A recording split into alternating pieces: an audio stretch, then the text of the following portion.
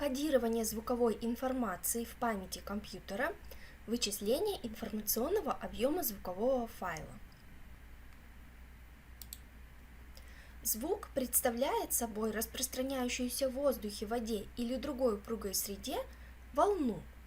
Графически мы можем звуковую волну представить следующим образом. Вот она, наша непрерывная кривая, которая распространяется во времени. Чтобы компьютер мог обрабатывать звук, непрерывный звуковой сигнал должен быть преобразован в цифровую, по-другому мы ее называем дискретную, форму. Это происходит в результате аналогово-цифрового преобразования. Рассмотрим подробнее данный процесс. При аналогово-цифровом преобразовании происходит процесс временной дискретизации, который заключается в следующем. Непрерывная звуковая волна разбивается на отдельные маленькие временные участки, и для каждого такого участка устанавливается уровень громкости.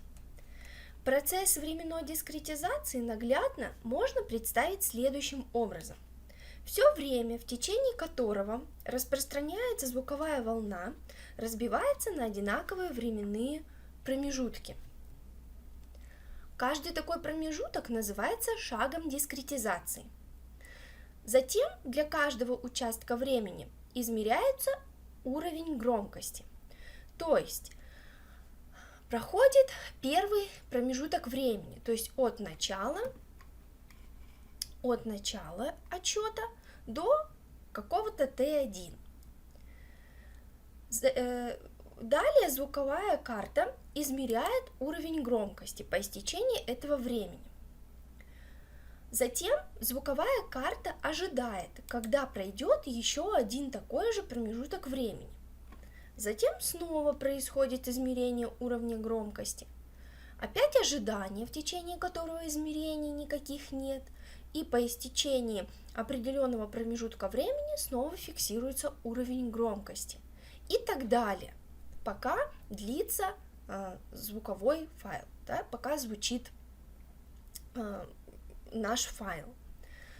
Таким образом, процесс временной дискретизации графически можно представить как замену непрерывной гладкой кривой на ступенчатую фигуру. То есть звук получается уже не непрерывный, а состоящий из частиц. А если он состоит из частиц, мы говорили, то это уже дискретный объект. Да? В нашем случае это дискретный звук. Все полученные уровни громкости можно рассматривать как набор возможных состояний звука. N большое, обозначим его. Значения этих уровней громкости сохраняются в памяти компьютера в виде двоичного кода. Длина двоичного кода, которая необходима для кодирования всех дискретных уровней громкости, называется глубиной кодирования. Между общим числом уровней громкости и глубиной кодирования существует зависимость, которая выражается формулой n равно 2 в степени i, где n – это общее число уровней громкости, которые были измерены в течение всего промежутка, да, времени, и i маленькая – это глубина кодирования. По-другому глубину кодирования называют еще разрядностью звуковой платы.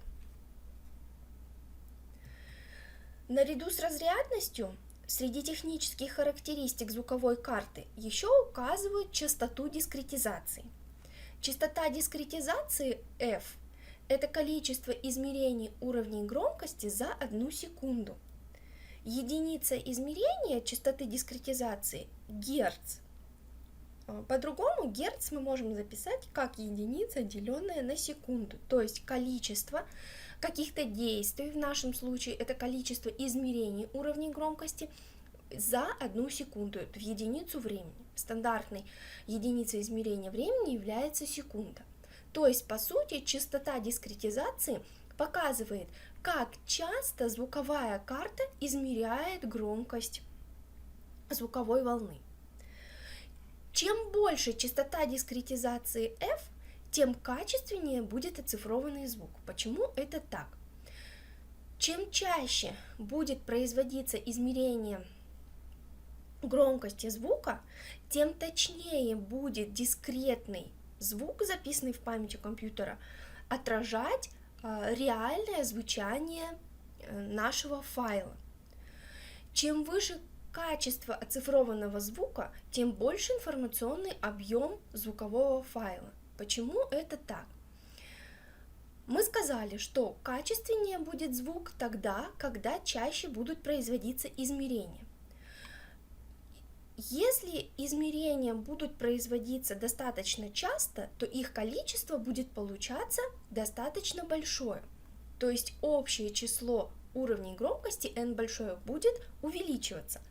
А если увеличивается общее число уровней громкости, то и увеличивается глубина кодирования, то есть будет увеличиваться длина двоичного кода, который необходимо брать для того, чтобы закодировать каждый уровень громкости. А чем больше будет длина двоичного кода, который будет приходиться на один уровень громкости, соответственно, тем больше памяти будет занимать информация в компьютере. Таким образом, объем файла будет больше.